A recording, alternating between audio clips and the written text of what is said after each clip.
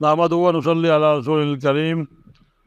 سوال یہ ہے کہ ہمیں ایک الجھن درپیش ہے، وہ یہ کہ مردہ اجسام کو ہاتھ لگانے سے غسل واجب ہوتا ہے یا نہیں۔ ہمیں یہ جان کر بھی اطمینان میسر ہوگا کہ دیگر فقہ نے اس مسئلہ کے سلسلے میں کیا لکھا ہے۔ امید ہے کہ آپ فقہ حنبلی، حنفی، شافعی اور مالکی سے بھی ہمارے اس مسئلے کا حل بتائیں گے۔ تو اس کا جواب یہ ہے کہ جہاں تک ہمیں معلوم ہے، میت کو ہاتھ لگانے سے کسی کے نزدیک غسل واجب نہیں ہوتا۔ ایک حدیث میں ہے، جس نے میت کو غسل دیا وہ غسل کرے، اور جو میت کو اٹھائے وہ وضو کرے۔ اس کی سند میں محدثین کو کلام ہے، اور فقہائے امت نے اس حکم کو استحباب پر محمول کیا ہے۔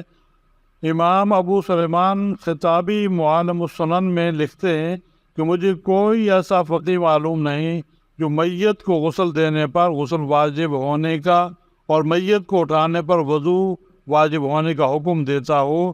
بہرحال مردہ کی جسم کو ہاتھ لگانے کے بعد غسل یا وضو واجب نہیں، صرف ہاتھ دھو لینا کافی ہے۔